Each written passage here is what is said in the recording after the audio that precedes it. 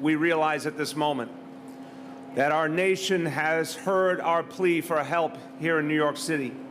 And there could not be a better example of all of America pulling for New York City than the arrival of the USNS Comfort. It's a major, major moment in this long battle that we will be fighting against the coronavirus. I think there have been times in recent days where a lot of New Yorkers have felt alone. A lot of New Yorkers have felt a sense of not being sure what's coming next, not being sure if help would come. Well, I want to say to all New Yorkers, we have evidence here. You are not alone. We are not alone. Our nation is helping us in our hour of need. There's a lot of people to thank, and you're going to hear from two of our real heroes here from the federal government who are doing so much for us. You're going to hear from Rear Admiral John Mustin in a moment, and the regional administrator for FEMA, Tom Van Essen, who's well known to all of us in New York City. But I want to thank everyone who was a part of this. Many, many people worked together. And look, we got to remember, this is a wartime atmosphere. We all have to pull together. We may have differences in peacetime, but to the maximum extent possible, we all have to be as one in wartime. I know our colleagues in the military understand that. We all need to understand that now. So I do want to thank President Trump. I want to thank Secretary Esper. I want to thank Chairman Milley. Everyone at the United States Navy, the United States Marine Corps, the United States Coast Guard, all the people at FEMA, so many people at the federal government who came together to make this happen and so much more for New York City. I want to thank Governor Cuomo and everyone in the state government who has joined us in pushing from day one for this kind of support.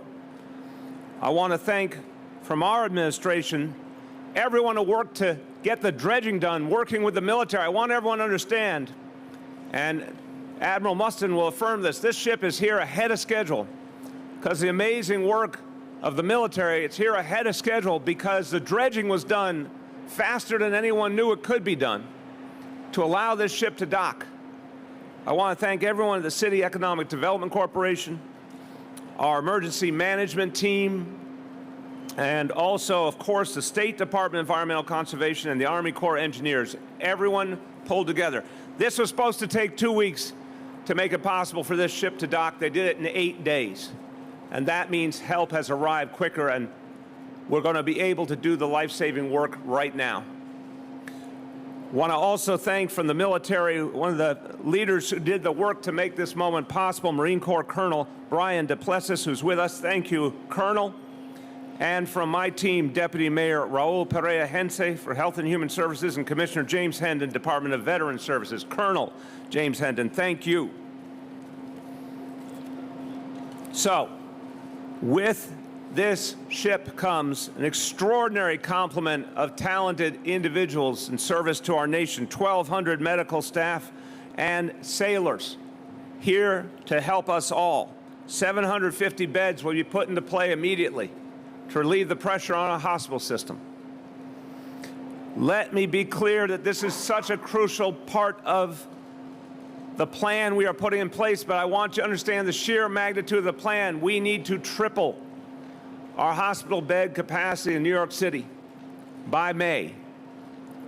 The number of beds we had at the beginning of March have to triple by May. It is a daunting task, but we got a big, big boost.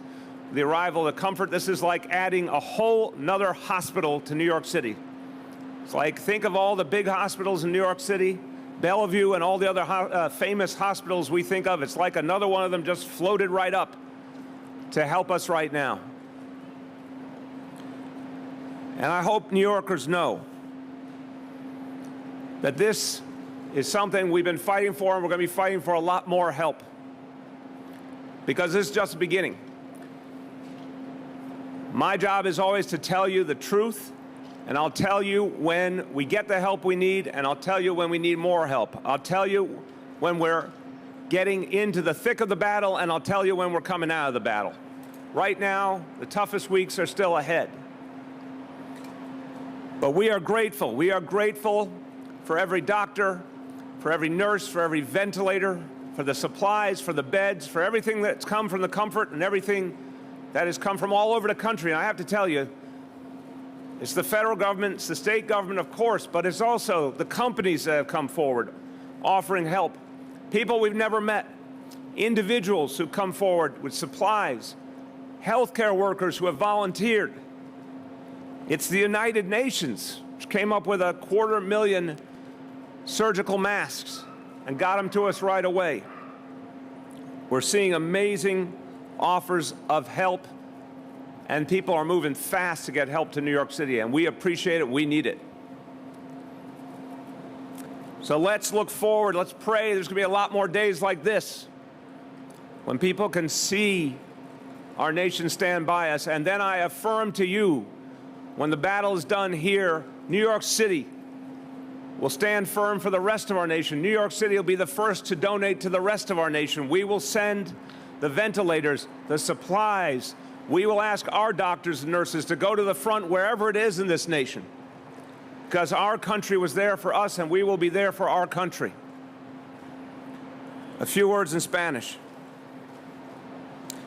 Este barco es un símbolo para los neoyorquinos. No estamos solos en esta lucha.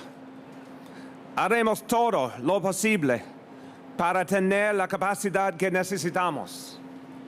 A otras ciudades y estados vamos a estar allí para ustedes como ustedes han estado allí para nosotros. With that, I want to turn to a guy who's been a hero before for this city, and we need him to be a hero again, and I know he is already rising to the occasion. He helped lead New York City through our darkest hour on 9/11. He was then our fire commissioner, and he did an outstanding job under the most adverse circumstances our fire department had ever known.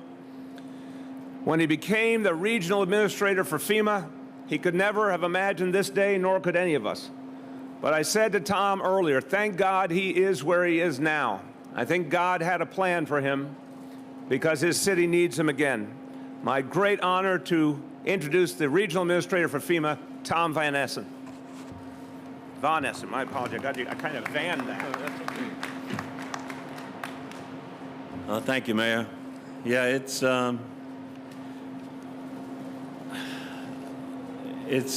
really seemed to have gotten real personal for me this morning. About 2 weeks ago, we moved our regional response recovery coordination team down to a naval base in Earl, New Jersey, where we have an operations center, and we're able to get people off public transportation. We have all our equipment down there, our setup there. It's really good setup. It was built during Sandy at a naval base. So we have about 35 people working there every day, late into the night, working to try and accommodate everybody we can in New York City, New York State, New Jersey, Puerto Rico, and the Virgin Islands. That's what Region 2 is at FEMA. So I've been down there the last 2 weeks, and I came back for this today, and I was driving on East River Drive, and I looked across by 14th Street, and I had a flashback to the morning I was driving in, and they told me a small plane had crashed into the Trade Center. And life changed at that time. And I remember having the comfort come then, you know, I don't remember when, a couple weeks later or whatever. And we didn't need it for what we need it for today. We didn't need it for people who needed hospital care. It wasn't necessary, but we brought it in. We needed it for crisis counseling for a lot of fire chiefs and police officers who were really overcome with the grief and the death that they faced with their friends and people that they worked with. And we needed it to house federal workers and give them food and everything. And we got it out of here, and we started putting them in hotel rooms. But I'll never forget the feeling, and I talked about it this morning, the names are perfect, the Comfort and the Mercy. And I was told they were here in 1918 for the pandemic we had then. Not these particular ships, but their predecessors. So the federal government has always been here. The Army, the Navy, the Marines, they've always been here for us when we needed them. And they're here again for you now. And for me, the flashbacks I get, knowing that the city is under such stress now, it's real personal for me. The fire department, I spent 30 years in it, so when September 11th happened, it was personal. It was friends, it was leaders, people I had worked with. Everybody was affected by September 11th. And that's what's happening now. Everybody you know is affected by the coronavirus in one way or another. A friend, a relative, a loved one that you can't go and see because they're in quarantine, or you don't want to. I mean, I stopped to see a 100-year-old lady last week and just, talk to her from 6 feet away. And I know everybody's doing that, and it's important. But this is a big-time, visible sign of what our government is like when we put it into action. And the mayor said it. And it's really, I'm really proud to be part of it now. I know how tough the people of this city are, and I've seen us take on some seemingly insurmountable challenges. Once again, we need to do it. Once again, we need to be together, 6 feet apart. I saw the mayor taking pictures with some of the military folks. I never noticed it before, taking a picture with someone who was 2 or 3 feet away. It's weird. It's really strange what we're all going through. But it's necessary, and it is going to make a difference. The more we separate, the more everybody stays away, the better off we'll be, and the faster we'll get out of this. But thank goodness now, help has arrived. It's going to make a big difference.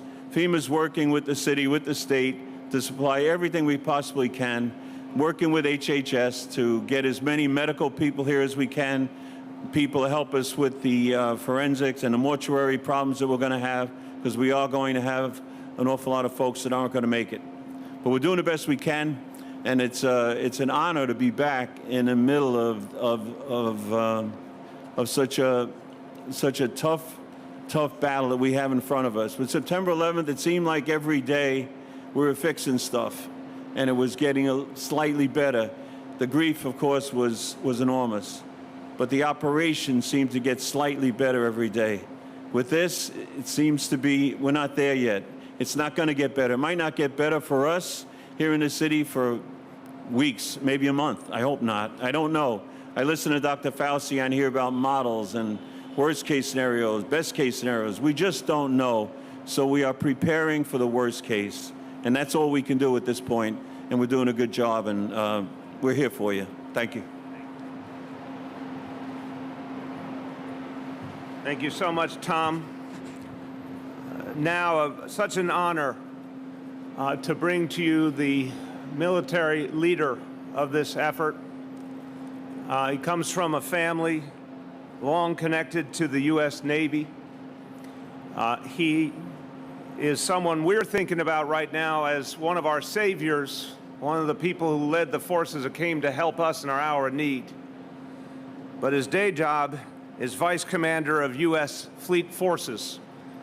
So he has a big job and a lot to think about, but right now his mind, his heart, his soul is focused on New York City, and I'm proud to say he is also a resident of Manhattan and has a family here and understands what we are all going through. And I just want to express, on behalf of 8.6 million New Yorkers, my gratitude for your leadership and for all the men and women who serve under your command. An honor to present to you Rear Admiral John Mustin. Thank you. Okay. Mr. Mayor, Mr. Administrator, Commissioner, thank you for being here today to welcome this great ship. To the officers, the crew, the medical professionals of USNS Comfort, thank you for the vital mission that you've undertaken.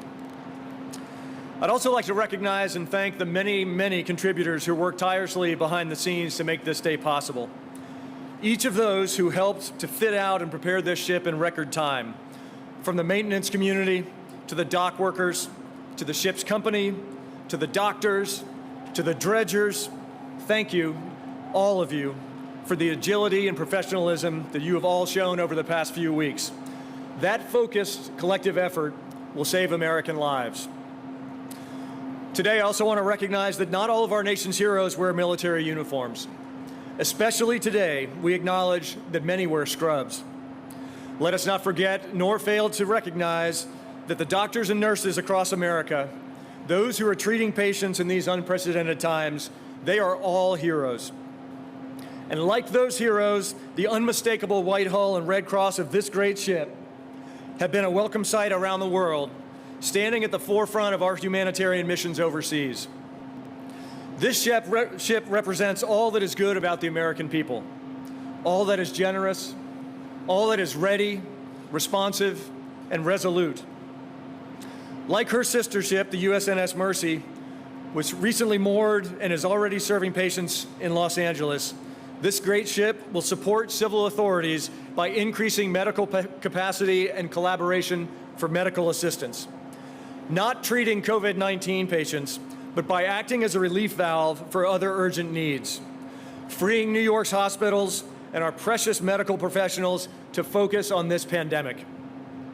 So now this great ship will serve and support our fellow Americans in this time of need, providing critical surge hospital capacity to America's largest city. As a resident New Yorker myself, I can attest to the invincible spirit of New York.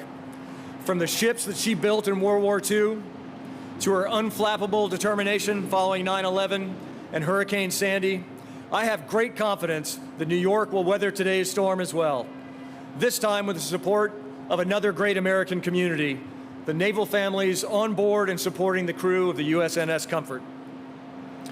Words are incapable of expressing the depth of my gratitude for those on this mission and for the families that they leave behind.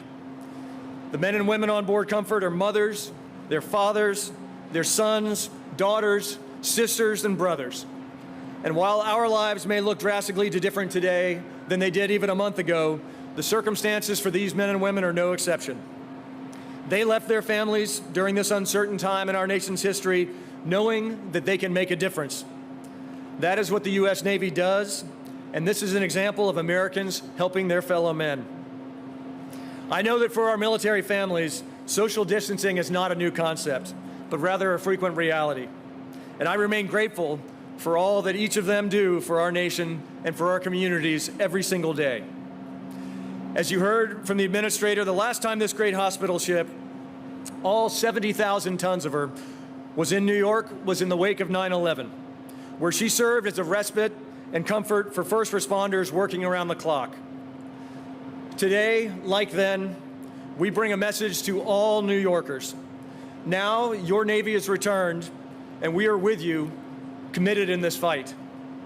Mr. Mayor, every sailor, every Marine, and every civilian on this mission stands proudly, stands ready to serve the people of New York City. We have not yet begun to fight, and we will not give up this ship. Thank you.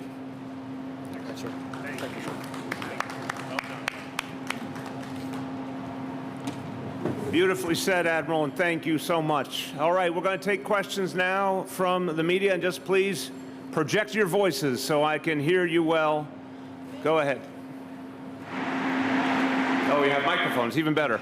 Yes, thank you, Mr. Mayor. So what's your message to President Trump after the Comfort docked here to help New York City? And when it came in here to the pier, what was your emotion and what was your reaction overall?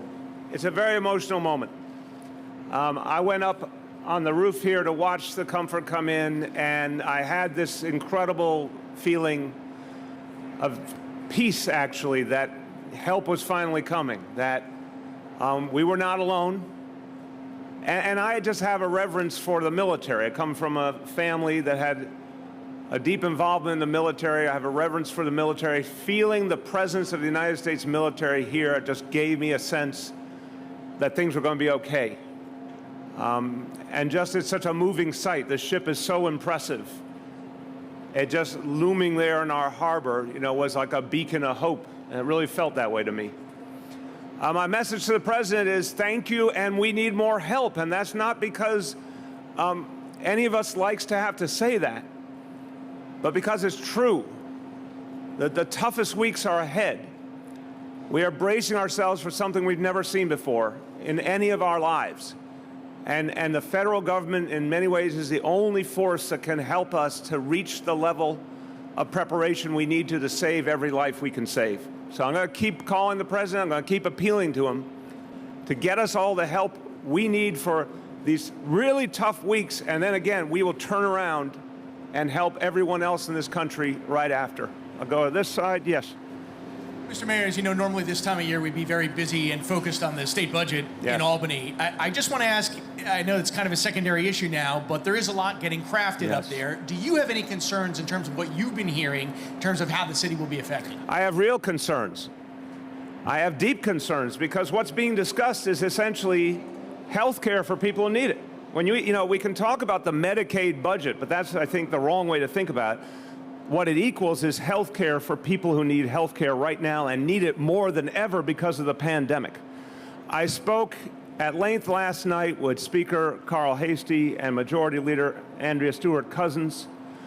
I let them know that from the perspective of 8.6 million people in New York City, we cannot afford Medicaid cuts, health care cuts at this dire moment.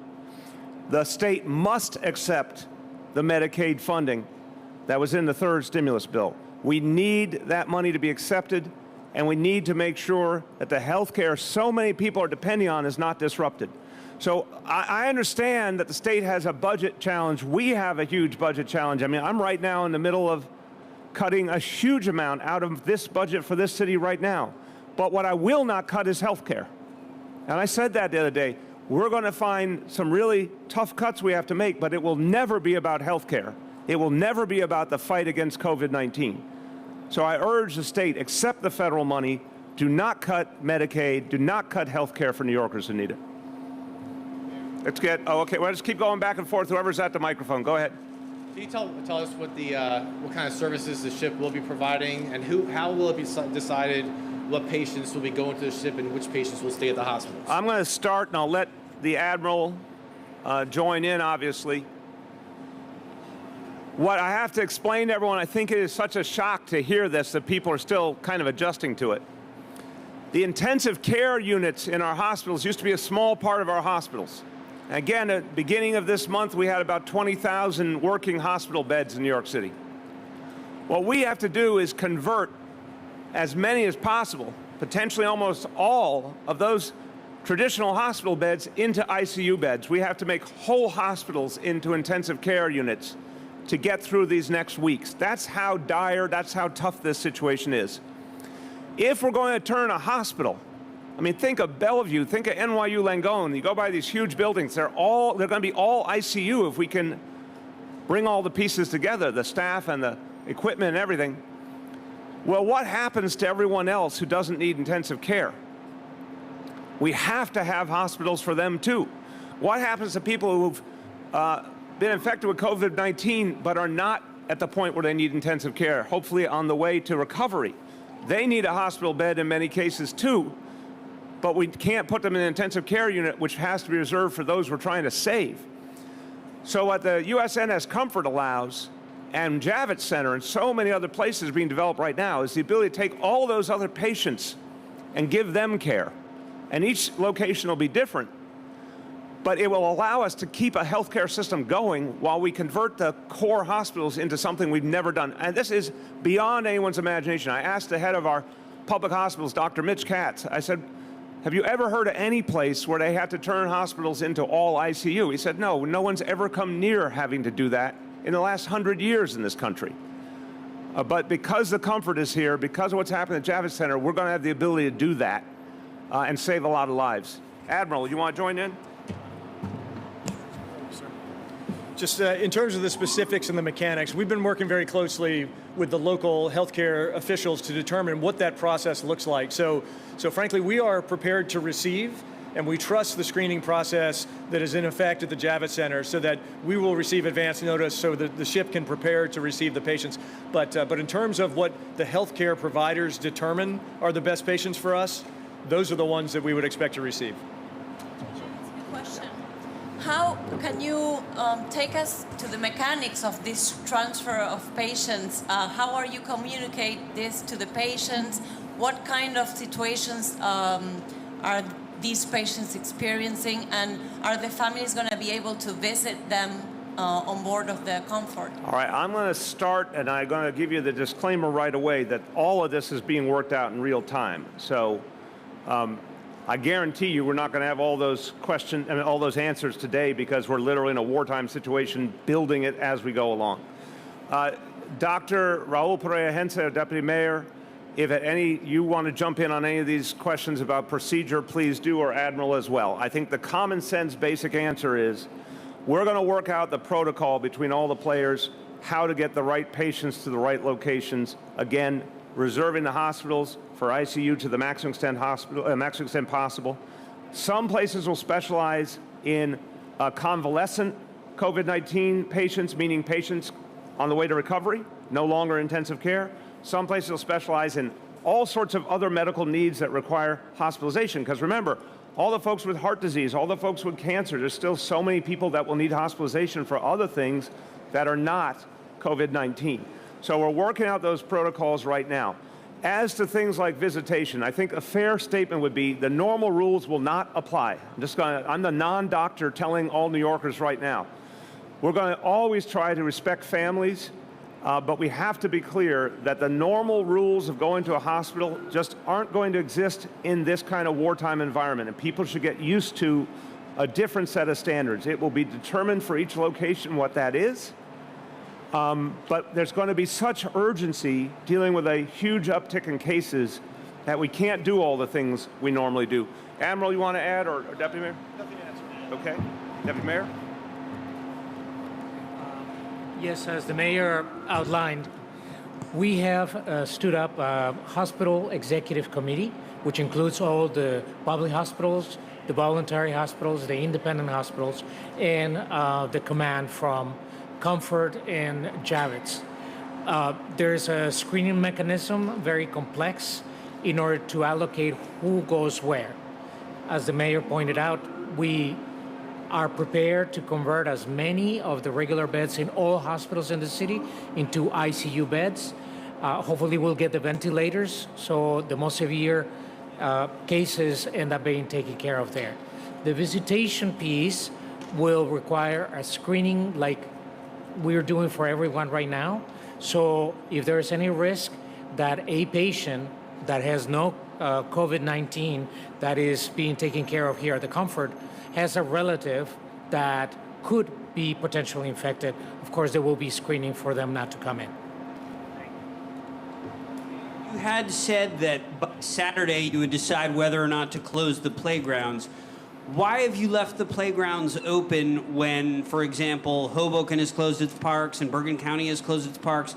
Why do we not have consistency on that guideline for social distancing? This is an issue that obviously we're working with the state on, and the states have all been working together, and there is not one uniform standard. That's just the truth. We are very cognizant. Look, 8.6 million people in a very small space.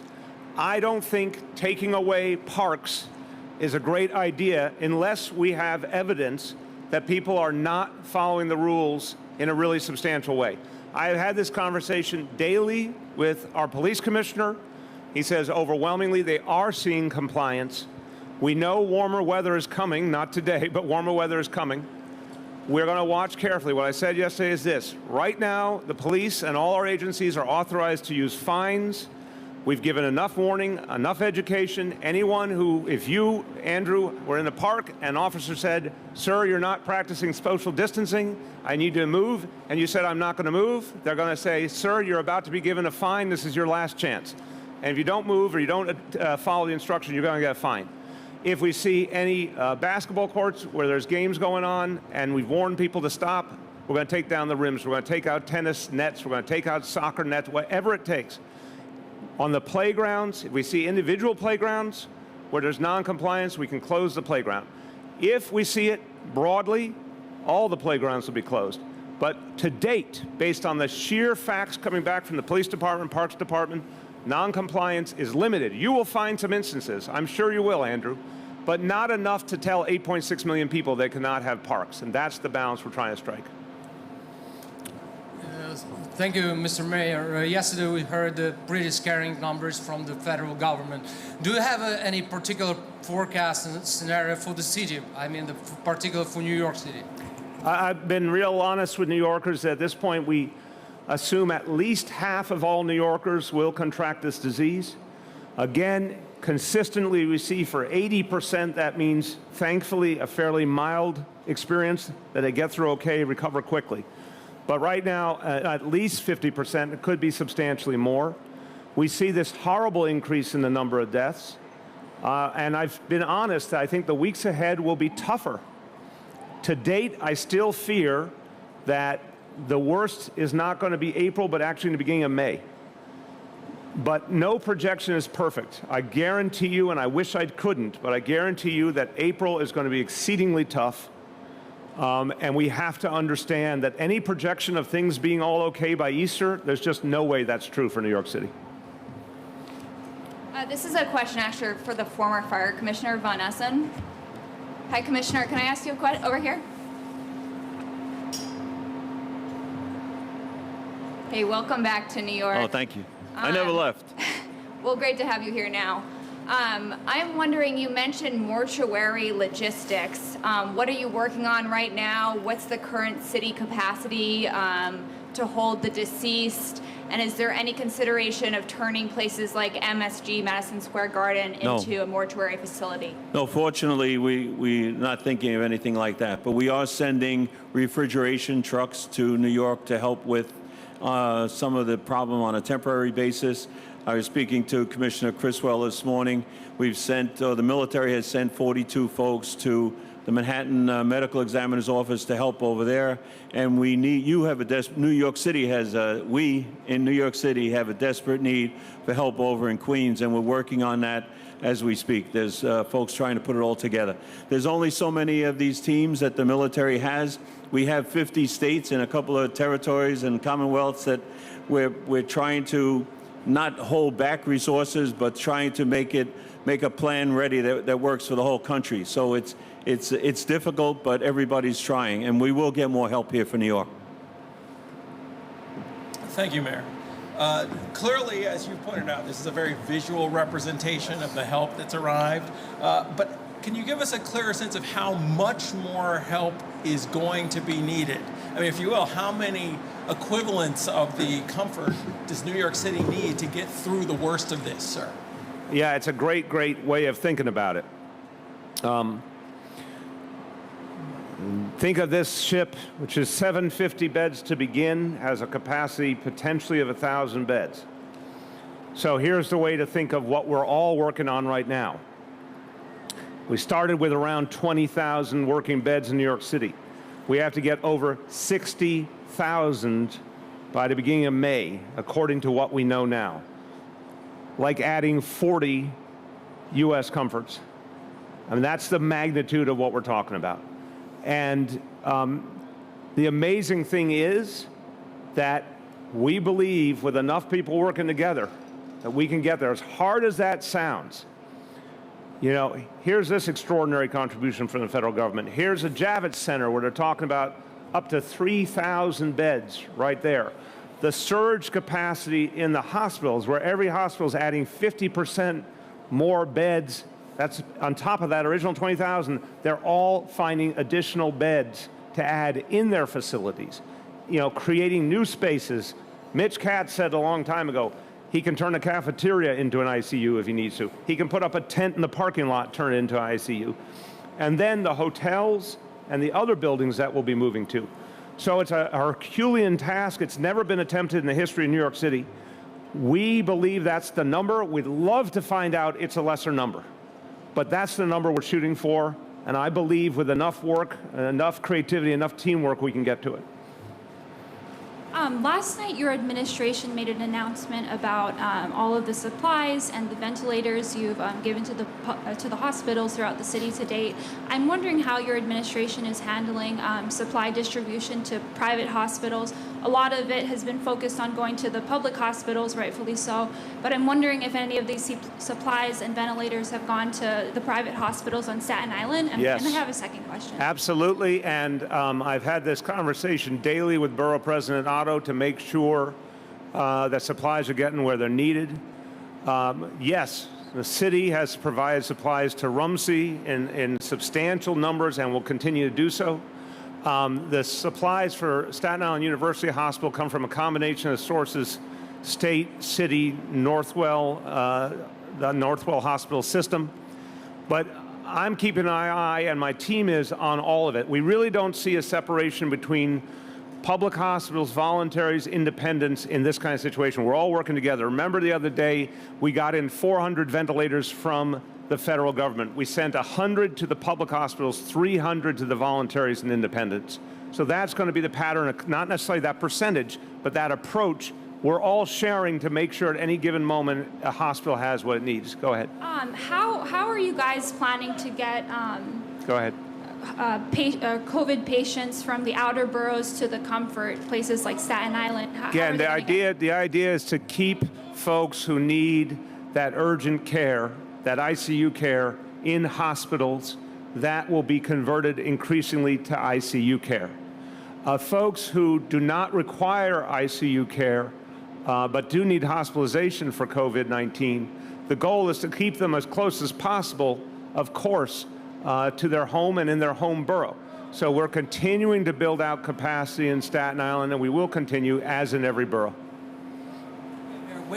Can you hear me? Yeah. With rent due tomorrow for many people, wanted to ask about a proposal from some local officials who want to allow people to apply their security deposits to next month's rent. Do you support that? Are you doing anything to make that a reality? I do support that, and I think my understanding is that we need some kind of state action to allow that to happen, but I think that's exactly the right approach. Look, everyone's hand to mouth, or so many people at least are hand to mouth right now. Their income has just been blown away.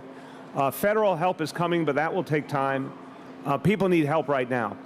Applying the security deposits, actually, it helps the renter to pay the rent. It actually helps, in many cases, landlords, especially smaller landlords, because that money is in escrow right now, and the smaller landlords need money to get by as well. So it frees it up for them.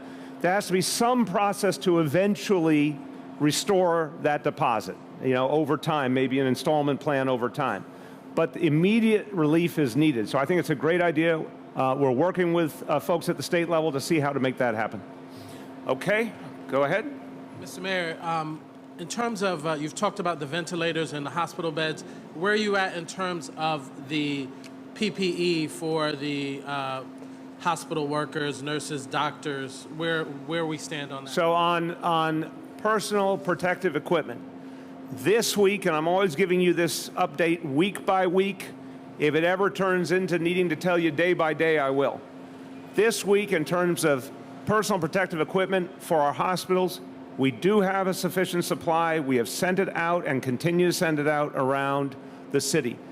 Hospitals, this is something Dr. Katz said yesterday, everyone has to keep in mind. Hospitals are teaching their professionals, their healthcare workers, a new way of handling this equipment. Because until there is a truly ample supply like there used to be in peacetime, folks are being trained to handle the supply differently, to stretch it out, to reuse it whenever safe. That's a whole different way of life.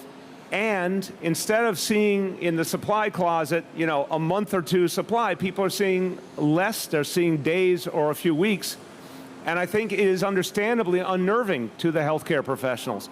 But we're all working together to help everyone understand a new reality for this moment in history. The supply today is sufficient. It will take us into next week. The thing I'm worried about right now is ventilators overwhelmingly. I've asked the President and the White House for 400 more. We will take them from any source. If 400 more come in some other way, that's great. But we need that to make sure we will get to April 5th okay. As we approach April 5th, which I've said is a day I'm really concerned about in terms of equipment and in terms of personnel, I will update New Yorkers as to whether we have enough to get through the next week. But that's how tight it has been. Number one concern, ventilators. right behind it, the need for more doctors, nurses, respiratory therapists to actually handle ICU capacity and give some relief to these health workers who have gone through so much. Yeah. Go ahead. You said $1.3 billion you were looking to cut from the budget, but that number might need to update. It will go up. We'll give you an updated number shortly, but it's definitely going to go up. Thank you, Mr. Mayor. And will patients treated on the Comfort have to pay their medical bills as usual, or will this be paid for by the federal government? Well, I don't know, Admiral. I mean, first of all, insurance is insurance, so whoever has insurance, I assume that's the go-to. But Admiral or Raul, do you know the answer to anyone that doesn't? Absolutely, yes, sir. When the president declared a national emergency, the implication from the Department of Defense is that we provide this service and we are not looking to check insurance cards or send any invoices or bills. This is an investment by the government on behalf of the people of America, so there is no additional cost to the patient. Well done. Sir. We like that plan. Admiral, that's a great plan. We thank you for that. Thank you, Mr. Mayor. You mentioned that 750 beds are available immediately on the Comfort. Does that mean that patients will start being moved today? And if so, or if not, how many patients will be moved in what sort of time frame? So I want to make sure they're fully docked before any patients go in. They're still securing it. But between the Admiral and Deputy Mayor, who wants to speak about the timelines? You want to start, or? So as the mayor mentioned, obviously we want to take care of all of the regular husbanding services required once the ship comes into port. We're prepared to begin receiving patients tomorrow. I won't open the box to say, while we may be ready internally to do that sooner, we want to use a very methodical process that's been developed in conjunction with the local health authorities, which is predicated on starting tomorrow. So with that. Just a quick point. We're going to do the assessment that I talked about before with the hospital committee, going through the Javits Center, and as the patients start coming from the hospitals, screening will happen today, and probably in the next day or two, you will start seeing patients here. Thank you, Mr. Mayor. Did you get any results, any outcomes of the drug test, which was started last week? Wait, which one? I'm sorry, clarify. I mean, last Wednesday, you were supposed to start the drug test of the new kind of medications regarding this problem. Yeah, there's several different approaches that are being tested now in certainly in our public health system, but I want to make sure we give you a fully accurate answer, so I'm not updated on that. I'll make sure our team from Health and Hospitals get you that answer. Okay, everybody, thank you very much. Good day for New York City. Thank you, everyone.